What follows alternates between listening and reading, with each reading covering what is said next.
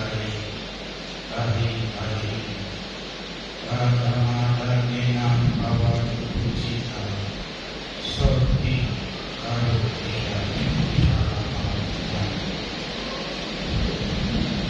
segala ada baik adalah senang oleh Tuhan sendiri seperti bayang yang dijejak kaki segala yang ada di dunia segala bentuk yang dicari atau yang sudah ada semua dari perbuatan baik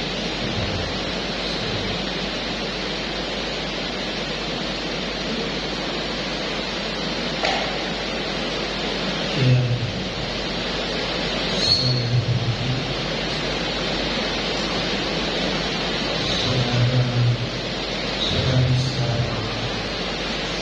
yang berbahagia,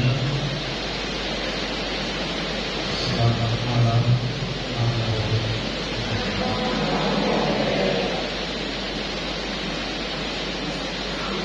Izinkan saya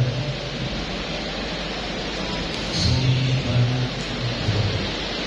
memberikan seri dakwah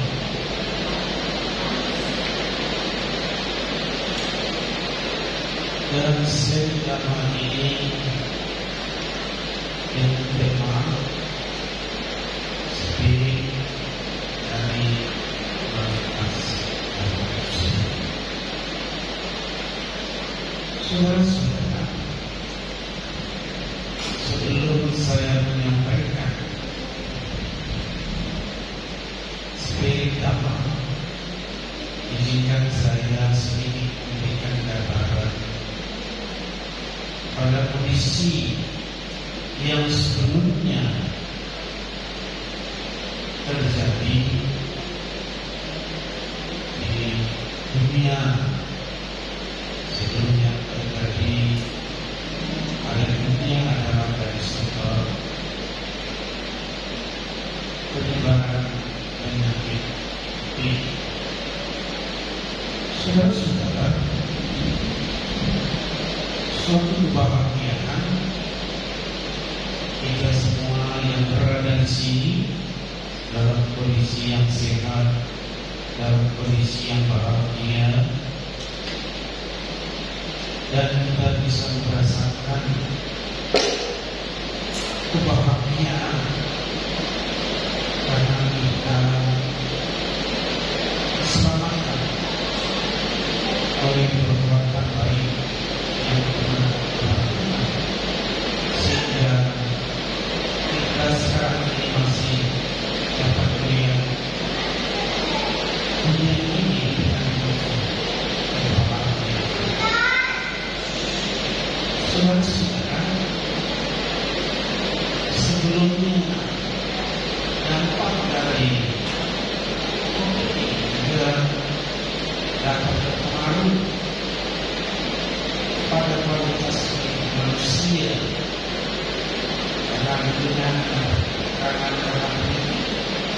karena sekarang ada tekanan pada pikiran masing-masing dari dampak asli.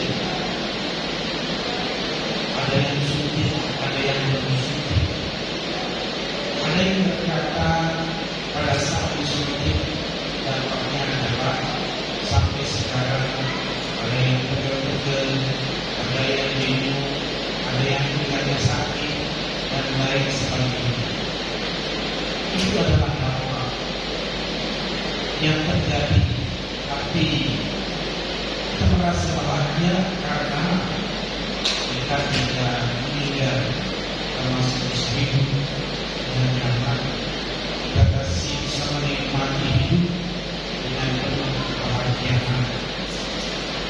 Saudara-saudara, inilah gambaran sedikit yang harus kita perhatikan.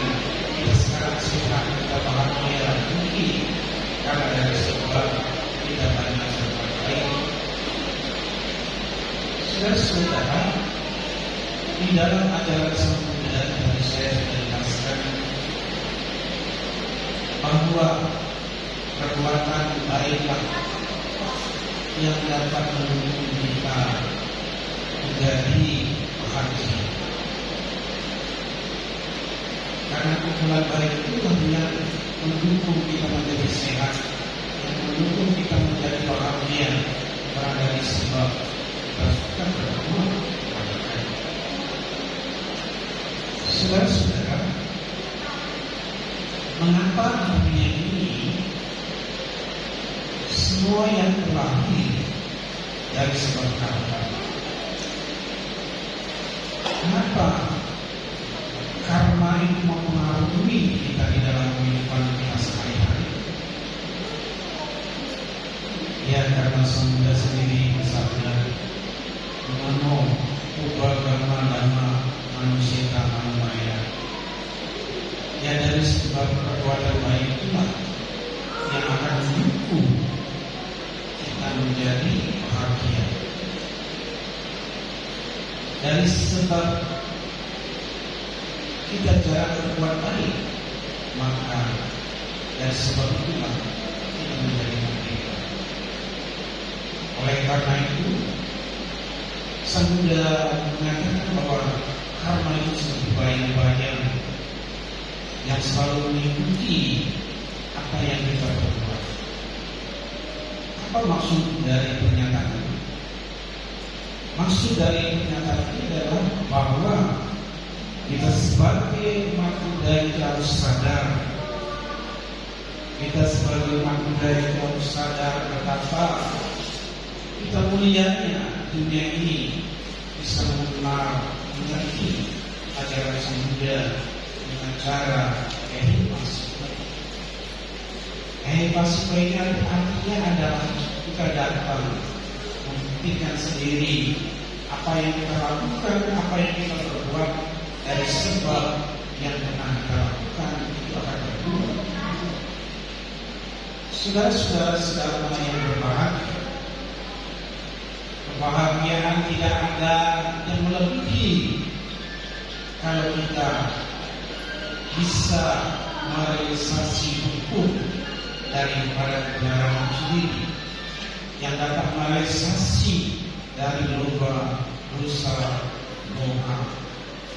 Selama manusia belum dapat merealisasi dari loba, dosa, dan doa, maka manusia itu masih terus terlahir di dunia ini, tidak akan habisnya, terus menerus berulang kali sebelum orang merealisasi dari hukum kebenaran.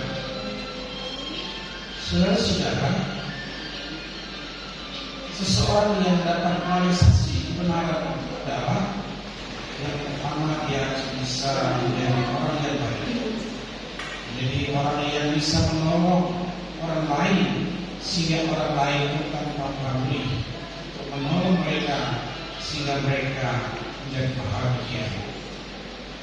Seperti cerita-cerita Sang Buddha sendiri, Sang Buddha pun walaupun sudah mencapai tingkat orang sempurna, masih menerima dari buah karma yang mereka lakukan.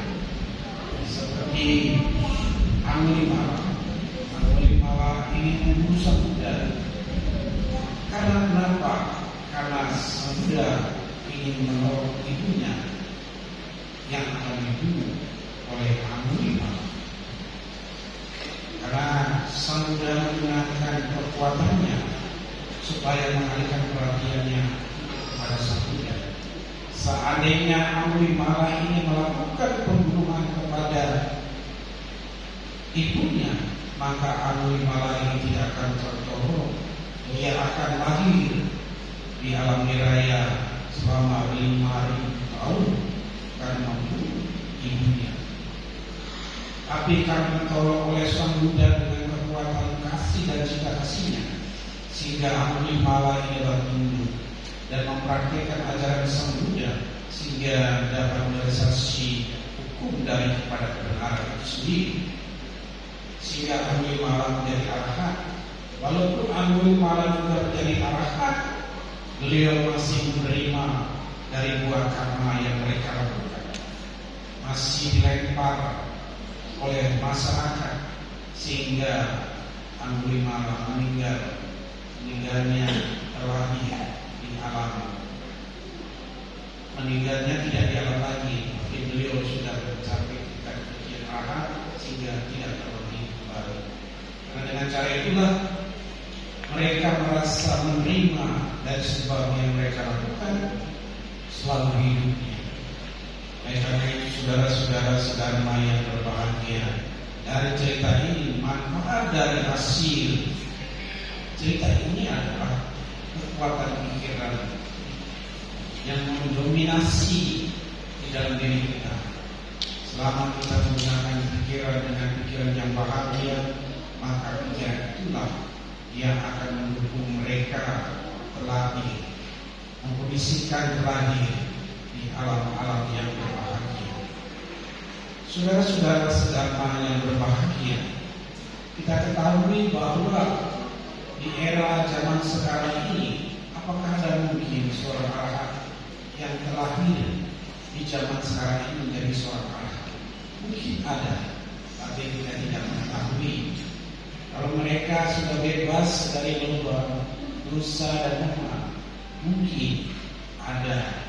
Ya, sudah melaksanakan meditasi, melaksanakan hukum kebenaran, dan juga dapat merealisasi dari kelobaan atau dosa atau moha, sehingga mereka menjadi bijaksana dan dapat mengatasi dari 10 belenggu itulah yang mereka laksanakan, sehingga mereka dapat merealisasi hukum dari kebenaran dan mereka tidak terlahir lagi di dunia ini.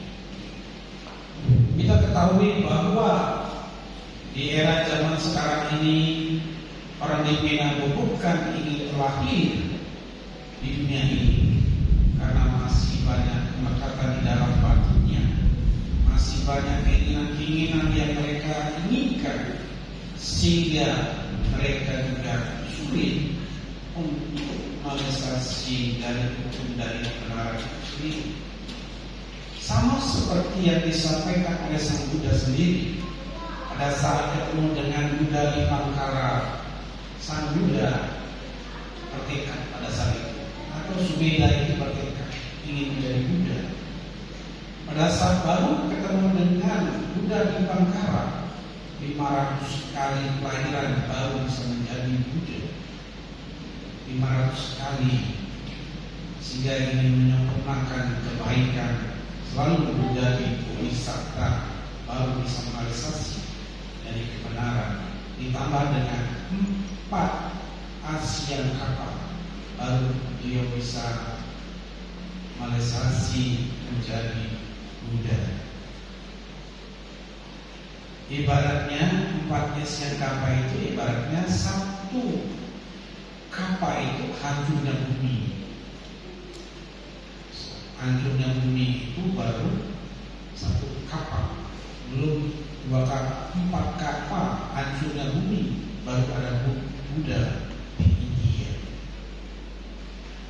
Karena kenapa? Karena sangat sulit dan sangat jarang sekali untuk terlahirnya Buddha di dunia ini.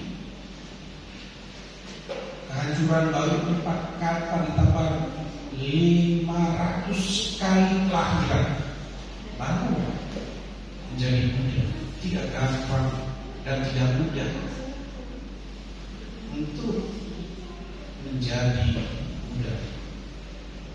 Kalau kita selalu menyalahkan Buddha, selalu menjelekkan Buddha, karmanya orang itu tidak tahu.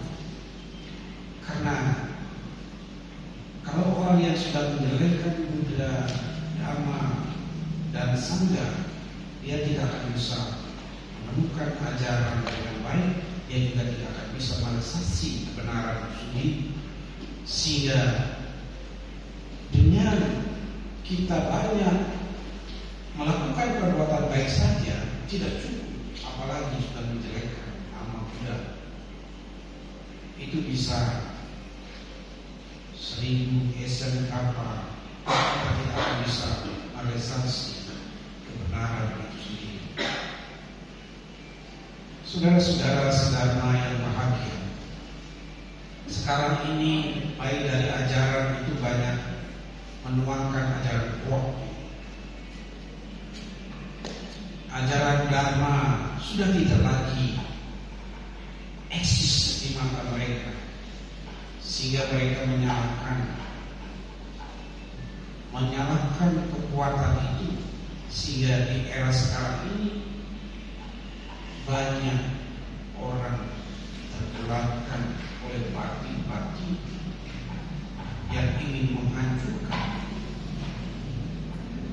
kegelapan itu sendiri, atau ingin orang itu menjadi gelap. Ya, kenapa mereka menginginkan menjadi gelap? Karena mereka belum mengerti daripada dampak perbuatan dari pikiran itu sendiri. Kami hawe rakati dan mencari. Siapa saja yang bisa mempraktikkan kebenaran, yang dapat mempraktikkan hukum dharma, maka mereka pasti akan ditolong dari dharma sendiri. Kalau mereka tidak pernah melakukan kebaikan, tidak pernah mempraktikkan ajaran kebenaran, sulit sekali untuk menjadi orang yang baik. Karena di dunia ini tidak gampang menjadi orang yang baik. Menjadi samanera juga tidak gampang, jadi biku pun tidak gampang. Apalagi meraih suci yang supapana juga tidak gampang. Sangat sulit untuk meraih. Harus ditunjang dengan karma baik yang pernah mereka lakukan. Kalau mereka tidak pernah melakukan perbuatan baik, sulit untuk menerima kebaikan itu sendiri, dan tidak gampang orang untuk terlahir di alam kebahagiaan. Kebanyakan orang itu terlahir di alam-alam di bawah manusia, peta, tiracana, niraya. Karena kenapa? Karena manusia itu masih banyak digelapkan oleh batin-batin, lembu-lembu batin yang belum sempurna, yang belum paham tentang penyempurnaan batin, yang belum paham tentang arti ketuhanan itu sendiri, sehingga mereka banyak digelapkan dengan arti ketuhanan itu sendiri, sehingga mereka tidak bisa merealisasi hukum kebenaran, tidak bisa merealisasi dari penderitaan hati yang ada. Kenapa mereka bisa terjadi? Karena mereka masih digelapkan adanya penderitaan, tidak bisa melihat arti dari penderitaan sendiri, tidak bisa melihat arti pentingnya duka itu sendiri, dan cara melihat duka, dan cara bagaimana untuk melenyapkan daripada duka itu sendiri. Sehingga orang sekarang ini masih banyak memikirkan tentang dirinya sendiri, bahwa diri itu adalah penderitaan, sehingga masa masih orang memahami, belum paham tentang artinya duka itu sendiri, maka penderitaanlah yang akan dibawa selama ini. Karena penderitaan ini ibarat batu, penderitaan ini ibarat batu yang keras, dibom pun tidak hancur, disiram pun tidak hancur. Itu contohnya seperti batu, seperti orang yang menggosok batu. Ya, seperti umur orang itu menggosok batu, batunya segede wihara ini. Setiap hari Anda gosok batu itu, Anda gosok ingin lenyap, tidak mudah. selama itulah perbuatan baik kita. Kalau kita belum mampu menggosok batu itu, maka selama itu kita masih mengerti bahwa kita akan terlahir menderita terus, tidak bisa meningkatkan lagi menuju alam yang lebih bahagia. Karena dari sebab batin itu masih digerakkan oleh batin-batin yang lemah, batin-batin yang jelek, batin-batin yang kurang memperhatikan dari hukum kebenaran itu sendiri. Oleh karena itu, saudara-saudara yang berbahagia, Sang Buddha bersabda tadi, Dami awe prakati dhammo careti. Siapa yang memperhatikan dharma, itulah yang membawa bahagia. Kenapa bisa demikian? Ya karena semua itu butuh dari spirit dharma itu sendiri. Karena hidup ini butuh spirit.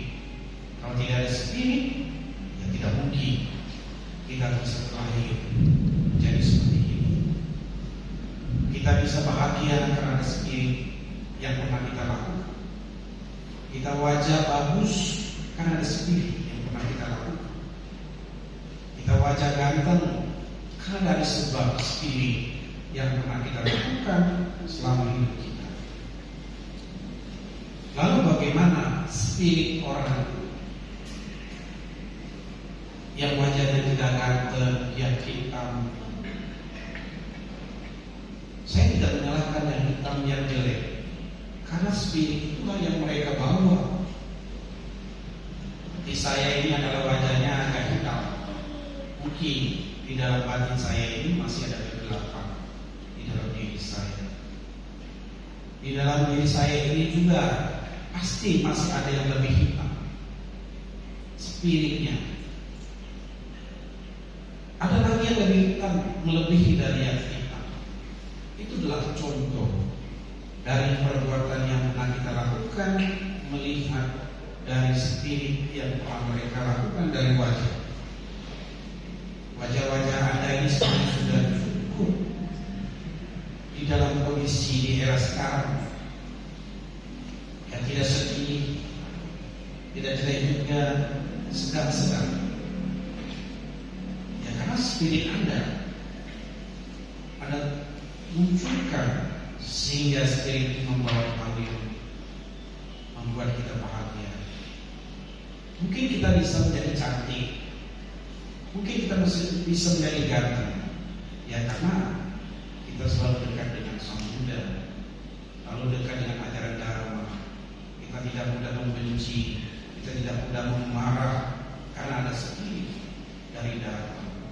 Karena spirit Dharma itu juga didukung oleh kualitas yang pernah kita lakukan selama kita hidup. Karena kualitas yang kita lakukan yang seperti apa, sehingga kita ini menjadi ganteng, kita ini tidak cacat, kita ini sehat, kita ini bahagia. Ya spirit dari kita suka melakukan perbuatan baik kepada Buddha, kepada Dhamma, dan juga kepada Sangha. Selama kita dekat dengan Buddha, maka spirit itulah yang membawa pengaruh kita menjadi sehat, menjadi bahagia, menjadi kuat, jarang penyakitan, karena kita dekat dengan spirit Buddha. Walaupun Buddha sudah tiada, tapi spiritnya masih ada di dalam diri kita. Spiritnya masih ada, masih berkumandang, yang bisa kita praktikkan, yang bisa kita sesuaikan dengan hukum daripada kebenaran yang mereka lakukan selama hidup mereka. Yang waktu di India sampai beliau lahir dan juga sampai beliau wafat, semuanya adalah baik-baik saja. Sehingga pada saat meninggal mereka baik-baik saja. Sehingga para dewa, para makhluk pada saat beliau lahir, semua dewa, para makhluk tumbuhan itu mengucapkan rasa bahagia dengan munculnya kembang yang muncul dari alam yang tidak kelihatan. sehingga para dewa, para makhluk itu bersorak-sorai munculnya Buddha di dunia ini.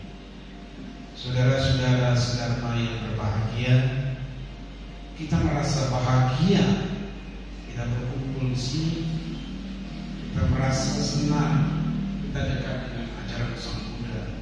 Semoga kalau Anda dekat dengan ajaran Sang Buddha, semoga kualitas pikiran Anda, empati Anda kepada Buddha semakin dekat.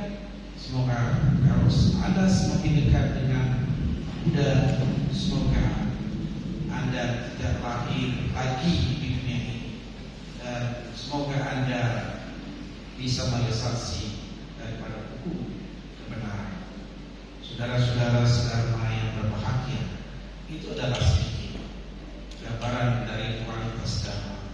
Lalu cara untuk mengedukasi supaya dharma itu selalu langgeng di dunia ini adalah kita selalu melatih kebaikan, walaupun itu hanya berbentuk ucapan, walaupun itu hanya segenggam nasi atau sesendok nasi atau sebutir nasi. Itu adalah ciri kita dapat menanamkan kebenaran, menanamkan kualitas kebaikan. Saudara-saudara sedharma yang berbahagia, kualitas dharma yang kedua itu, kalau orang yang ingin sukses, pasti kalau dia berdana tidak sedikit, dia bisa mengukur dari apa yang mereka dapatkan. Misalkan saja kalau Anda gajinya 500 rupiah, Anda bisa berdana misalnya 50 rupiah. Itu merupakan kualitas yang sangat luar biasa. Karena kualitas orang yang berdana sesuai dengan pendapatannya, mereka berdana, itu menambahkan suatu kualitas yang membuat mereka menjadi orang yang sukses. Kenapa orang padahal dia punya dana banyak tapi dana kecil, dia orangnya sudah susah, hidupnya susah, untuk melakukan berdana pun walaupun kecil tidak mau, maka menjadi orang yang tidak pernah menjadi orang yang sukses. Banyak orang yang tidak sukses karena disebabkan dari yang kecil itulah menjadi orang yang tidak bisa meningkatkan hidupnya menjadi yang lebih baik. Saudara-saudara sedharma yang bahagia, ini adalah contoh gambaran kenapa di era zaman Sang Buddha itu banyak orang-orang sukses. Karena di zaman Sang Buddha itu, Sang Buddha berdana ke tempat orang-orang yang memang tidak punya, supaya mereka bisa berbuat baik. Kalau mereka bisa berbuat baik, mereka dapat meningkatkan lagi kebaikan itu, maka mereka bisa lahir di alam yang bahagia dan wajahnya menjadi cantik. Kenapa ada orang yang tidak kaya, miskin, malah anaknya cantik-cantik? Kenapa tempat orang yang kaya anaknya tidak cantik? Ya karena disebabkan dulunya mereka pernah melakukan satu pemikiran yang jahat dalam hati. Kenapa mereka orang yang jelek jadi orang cantik? Karena mereka sederhana, mereka banyak berbuat baik, sehingga mereka di tempat itu dia cantik karena dia menanamkan kasih dan sayang pada orang lain, pada semua makhluk, maka mereka terlahir di tempat seperti itu. Saudara-saudara sedharma yang berbahagia, karena sekarang hujan sudah reda, mungkin Anda nanti bisa pulang dengan pikiran yang bahagia, tidak becek, tidak banyak gangguan. Itu merupakan suatu kebahagiaan di dalam hidup kita. Saudara-saudara sedharma yang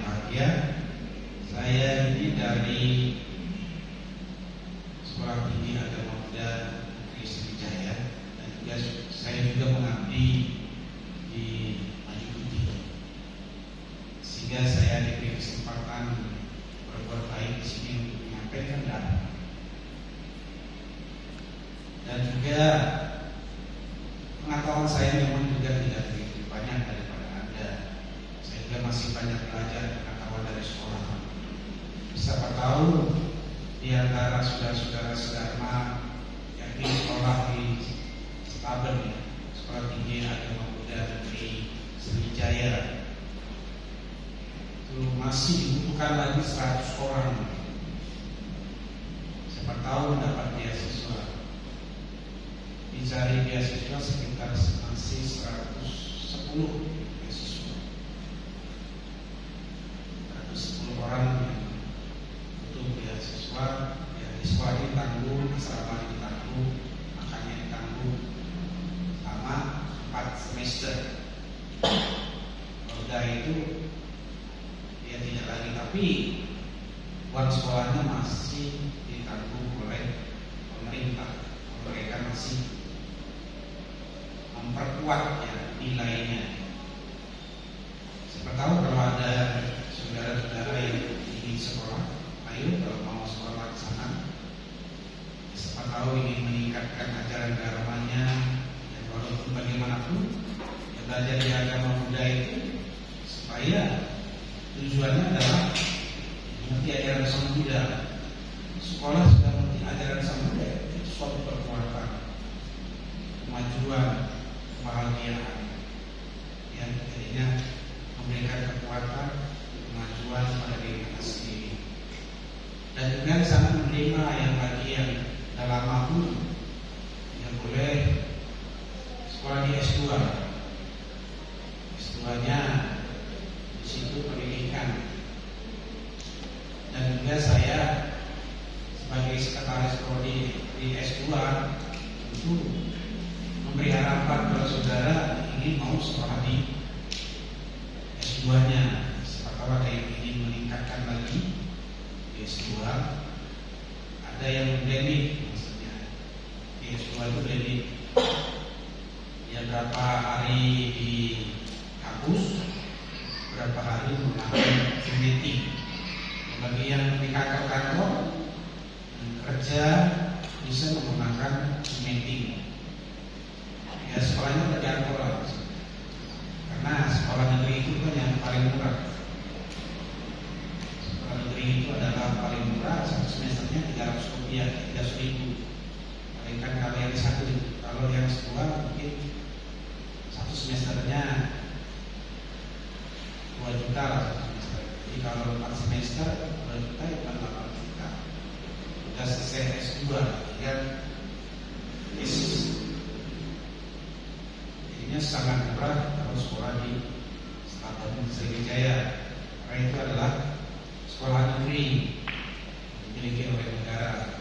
Presnya adalah pres dari presiden, bukan pres dari menteri. Ya, siapa tahu kalau ada, ini saya sedikit promosi. Siapa tahu anak-anak Anda yang tidak mampu bisa sekolah di sana. Ya, mungkin dia berprestasi, dia tidak mampu, bisa sekolah di Sekolah Tinggi Agama Buddha Negeri Sriwijaya, tempatnya di dekat BSD sana, Ayon. Jauh ya. Ini kalau jalan dia dekat, kalau di sini kalau lama-lama dia dekat. Kalau anaknya masih dekat, tapi kan kenal ajaran Sang Buddha. Itu kalau sekolah kayak gitu belajarnya dalam aja. Iya, di situ ada bisnis. Ini yang suka bisnis ada BNB, bisnis manajemen. Ada yang ekonomi bisnis. Terus kalau udah lulus itu harus jadi ngajar khusus agama atau boleh dikeluarin? Karena di sini bisnis ya umum, sehari-hari. Kan kalau di gereja mah yang saya tahu dia 2 tahun pelayanan. Kalau ini enggak ya? Nah, yang payung itu adalah penuh, masuk juga ada penuh agama. Ada sekolah PPG, ada sekolah guru. Jadi ada 7 prodi. Ya, boleh memilih. sih bisnis kan murah tuh, 300.000 per bulan. Kalau ibaratnya kan murah sekali sekolahnya, sudah jangkau.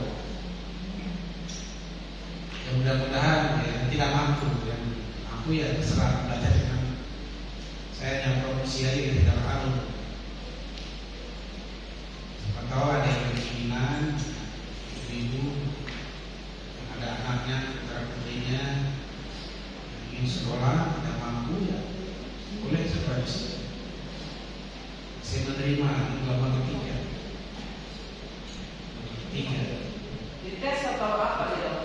Tesnya syarat aja sih, syarat aja dites semuanya. Syarat terus sekolah tidak mampu. Iya, syarat. Kebanyakan lulus kan.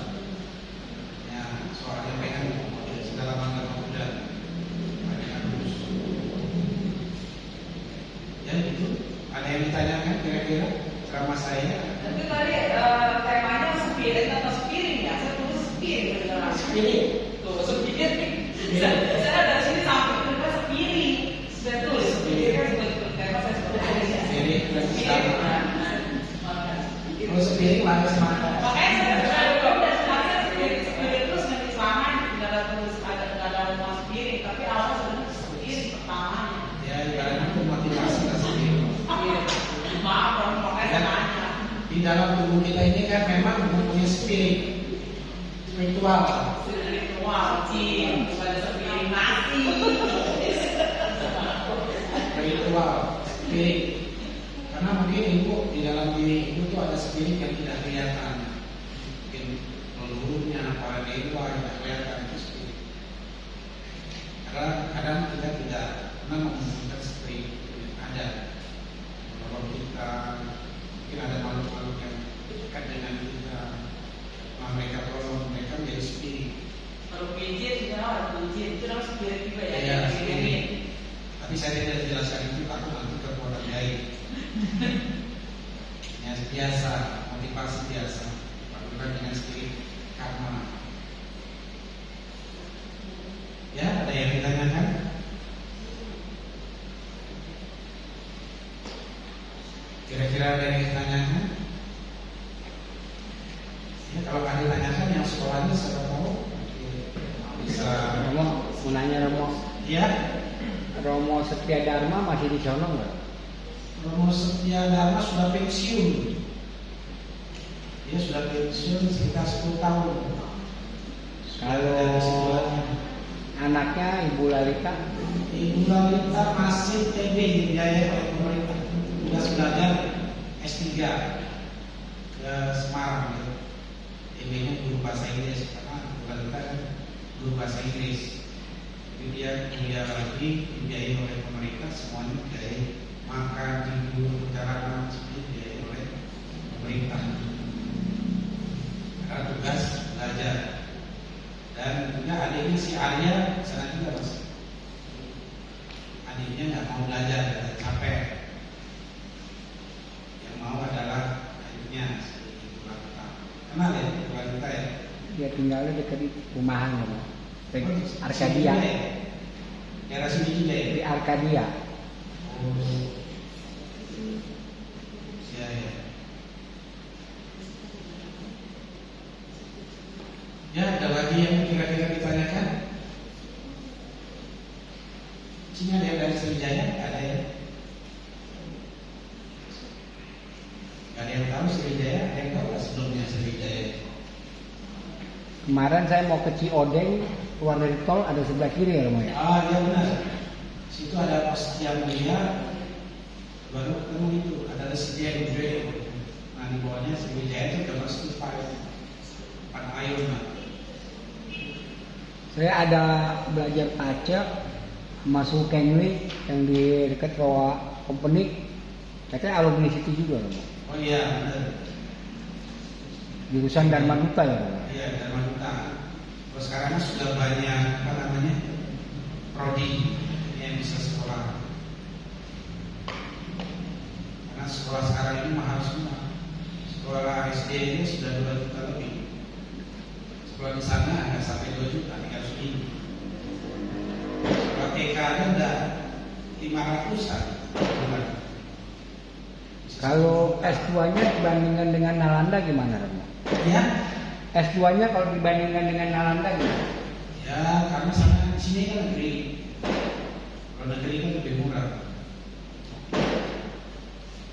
Karena kan mereka swasta. Kalau negeri ini mana-mana ya lebih murah. Makanya orang yang cari negeri kan gak gampang.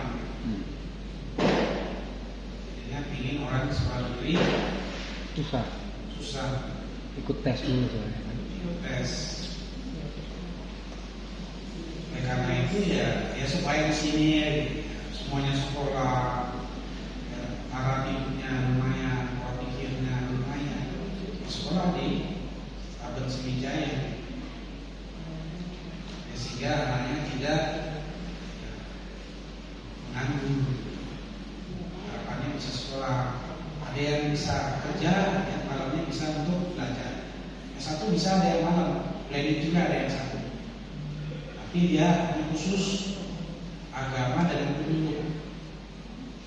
Tapi yang bisnis, ekonomi, terus dengan ilmu komunikasi, ya, ilmu komunikasi sepatutnya nanti dia bisa dikerja di Paring,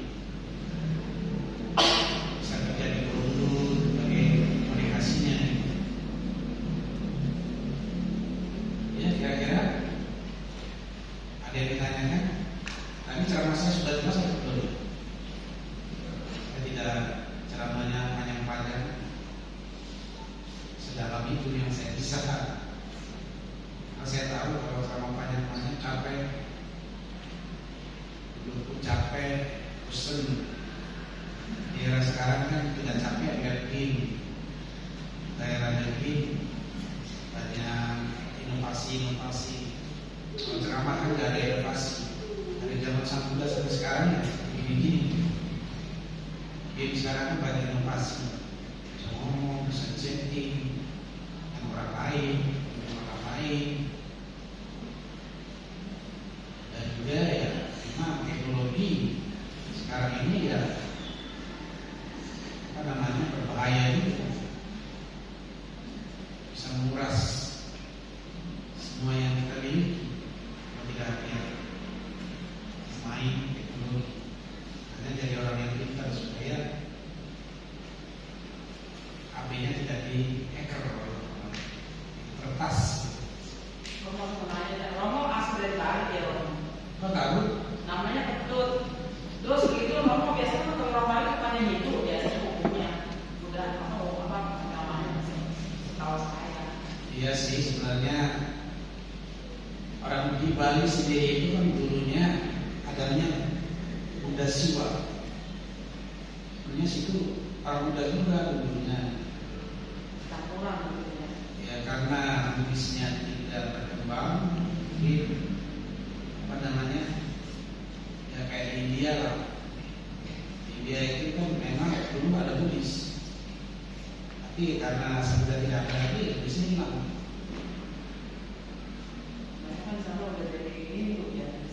Iya, sana sudah jadi Hindu. Jadi dulu kan ya karena komunitas. Dulu kan orang tuh lihat komunitas yang dulu yang tradisi Balinya berkembang, sehingga ya mempengaruhi orang masuk ke Hindu. Ya Buddhis tidak banyak tradisi yang biasa-biasa, jadi tidak banyak berkembang, sehingga tidak banyak dipraktekkan. Karena itu cari-carinya banyak Buddhis. Di Kopina itu kan ada stupa yang sudah ribuan tahun. Bestaki, nah, itu yang punya Buddhis, ada Siwa, itu ada Buddhisnya. Terus ada stupa yang di daerah mana itu di dekat Kintamani, terus stupa di dekat Bung Karno itu di apa namanya di daerah mana itu. Nah di situ ada di Papasiri juga ada stupa, dan Gua Gajah itu ada stupa Buddhis. Nah situ banyak Buddhisnya gitu. Itu udah lama daripada Besakinya. Karena sebenarnya situ Buddhis, makanya situ terkenal dengan budaya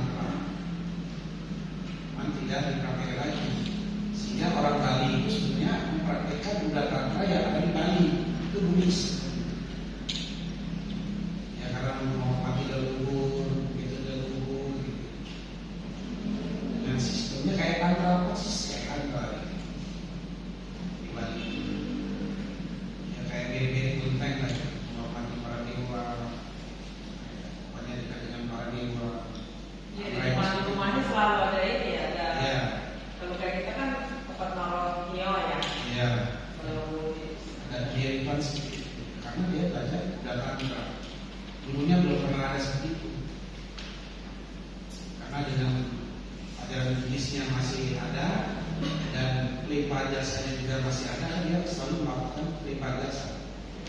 Selalu berbuat baik kalau di rumah, kalau kecil sedikit di depan rumah, yang nyempret itu kan sistemnya Landraya, sistemnya bis yang ada di Pulau Bali. Sehingga pada saat itu kenapa mereka bisa menang? Karena dulu pernah terjadi perang Dharma melawan Adharma. Sehingga semua lingkungan itu di rumah di mana dia harus kasih sesajen. Mengharapkan semoga para dewa para makhluk yang tidak kelihatan itu jinak, sehingga Bali menjadi tenang. Dulu selalu berperang karena itu sebanyak mistis lah, spiritualnya mistisnya itu sangat mistis sekali, karena ya di sisinya ya mistis, sehingga dengan cara itu mengurangi daripada mistis. Itu prinsip di Pulau Bali karena makanan yang ada di Pulau Bali. Kalau sana kayaknya auranya saya suka merinding gitu, pernah kayak gimana ya Pak, apa auranya gitu kan, kayaknya gimana ya, beda ya untuk sama di Jakarta gitu, suasananya beda. Karena di Jakarta ini malah ngeri dari Pulau Bali. Sebenarnya kan ini sepi. Ya, kalau di Jakarta ini, seperti Jakarta dan Jawa itu kuat. Kalau kita tidak menjalani cinta kasih dan kasih sayang dari Brahma Wihara, Jakarta ini penuh dengan mistiknya, kehidupan jualan apapun itu tidak didasari dengan model begini, tidak ada kekuatan. Kuat sekali. Ya, karena kalau kita sudah masuk Jakarta sudah perasaannya itu segala macam pikiran itu muncul, rasa jengkel, rasa amarah itu mau meledak. Kalau ada di Jakarta, nah sejak adanya Bante Jakarta banyak, ya sudah sekarang sudah berkurang. Makanya yang tidak ada di halaman itu sudah ibaratnya meledak. Seperti ada hawa yang kurang mendukung. Kalau di Pulau Bali memang hawanya mistik, merinding, karena kita merasa di Jakarta terus. Hawa kita ini bawa ke Bali seperti orang sana tidak menerima, karena hawa kita di sini sudah banyak hawa yang kurang mendukung untuk ke Pulau Bali, sehingga kita merasa merinding.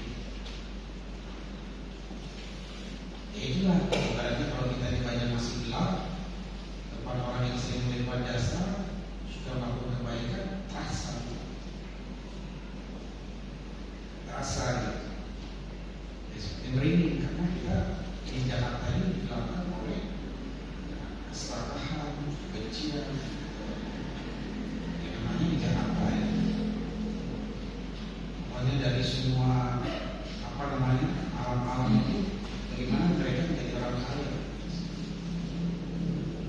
bagaimana menjadi dagangannya laris, ya dapat hubungan dari mana-mana. Kalau kita tidak hati-hati, kita hanya mengandalkan biasa-biasa saja. Karena kan di dalam di sini di negara ini kan yang begini pusatnya itu kan pasti orang ingin sukses, mengalahkan segala cara untuk capai tujuan. Coba ibu datang ke Sri Lanka, negara komunis kita, coba ibu ke negara Thailand, ke negara Thailand, saya juga merasakan negara Thailand berbeda dengan Jakarta. Kenapa saya rasa di Thailand berbeda sekali? Negara komunis, rasanya kita ini belum bisa menyamakan di negara Thailand. Pelongnya sangat luar biasa rasanya di Thailand.